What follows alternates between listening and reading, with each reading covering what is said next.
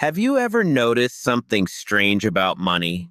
Two people can earn the exact same salary, work the same job, live in the same city, yet one quietly builds wealth, while the other is constantly broke. And here's the strange part.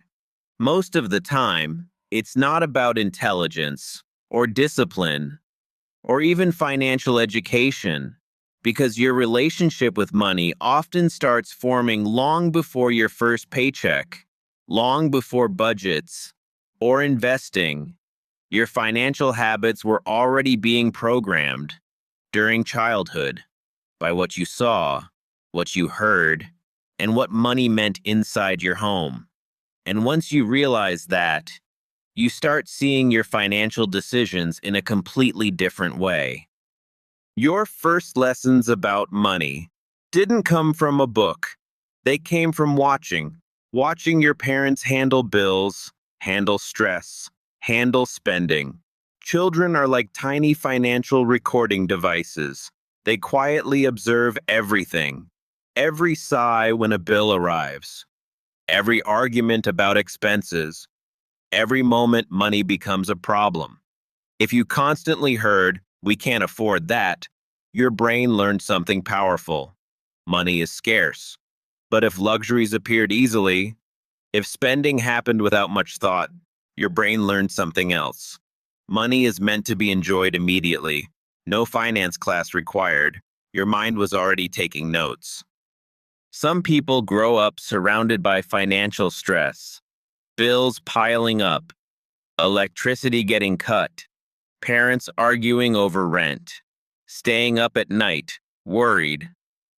When your brain witnesses this, it starts wiring itself in a very specific way. It develops something called the scarcity mindset. The scarcity mindset is that little voice whispering, money can disappear at any moment. Even when you're financially stable, that fear doesn't just vanish. So what do some people do? They become extreme savers. Every penny counts. Every purchase feels like a trap. Even spending on things that could actually make life better feels risky. It's like owning a sparkling swimming pool, but being too scared to even dip your toes in. You have the water, you have the resources, but the fear keeps you standing on the edge. But here's the twist. Not everyone reacts to financial hardship the same way.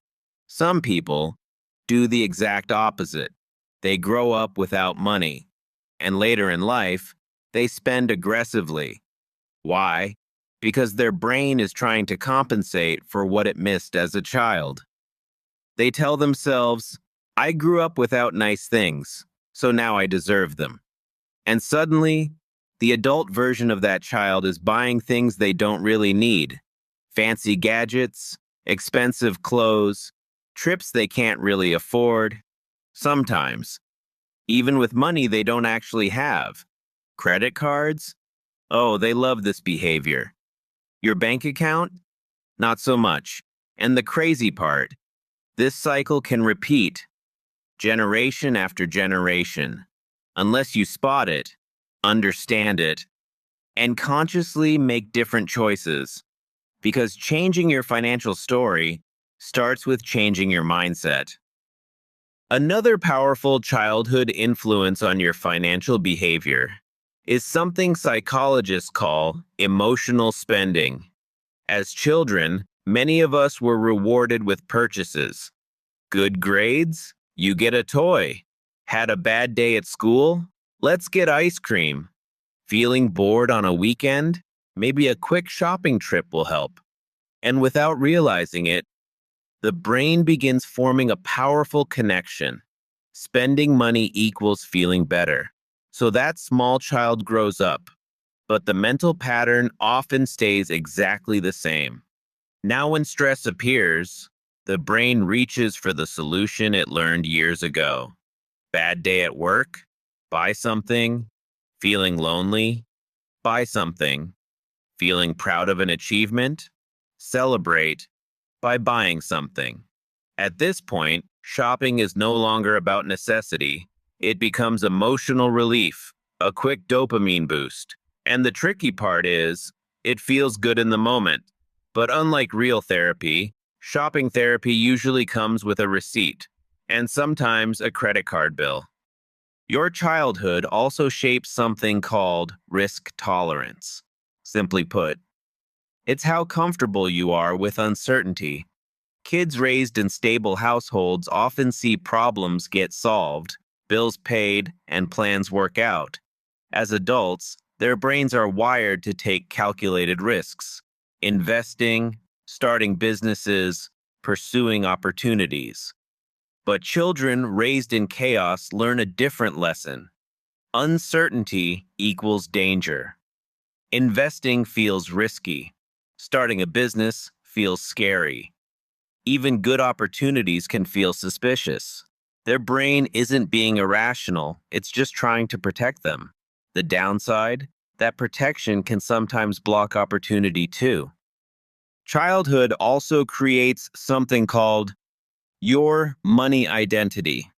This is the invisible story you carry about money, not the story you say out loud, but the one quietly running in the background of your mind. For some people, that story sounds like this. People like me don't become wealthy. Others grow up believing rich people are greedy. Or sometimes the belief becomes even more personal. I'm just bad with money. Now here's where things get dangerous. Your brain is always trying to stay consistent with what it believes.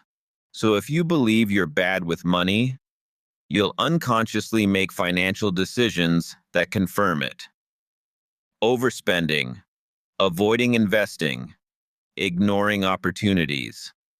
Not because you want to fail, but because your mind is trying to prove its own story right.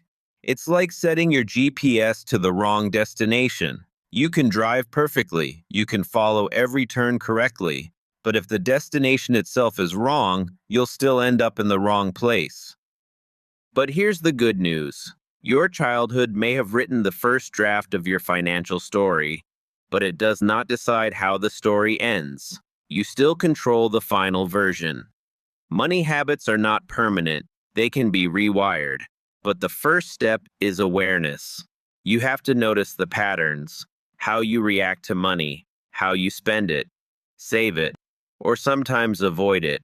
Because once you understand those patterns, you gain the power to change them. You can learn how investing really works. You can build smarter spending habits. You can create a healthier relationship with money. And slowly, your financial story begins to change. And unlike childhood programming, this time, you're the one holding the remote control. If you're curious about your own money programming, start by asking yourself 3 simple questions. Question 1. How did your parents talk about money? Was it mostly fear, arguments about bills, and constant stress? Or was it confidence, planning, and a sense of control? Question 2. What was money usually associated with? Pressure and survival, or opportunity and growth? And question 3. When you deal with money today, do you react emotionally, out of fear, stress, or impulse? Or do you respond strategically, thinking long term? Because your answers reveal something powerful. They often say more about your financial future than your current salary ever will. The truth about money is surprisingly simple. We don't just manage money, we manage our beliefs about money, the invisible rules we follow, the fears we feel, and the decisions we make with every dollar. And the surprising part is this. Most of those beliefs were created long before we even understood what money really was. They were shaped by childhood experiences, family conversations, and the environment we grew up in. But awareness changes everything. Because once you begin to see the pattern, you also realize something powerful. Patterns can be broken. And the moment you start questioning your financial habits, the moment you start making decisions consciously instead of automatically, that's when everything shifts. because from that point forward, your financial future finally becomes your decision, not your childhood's.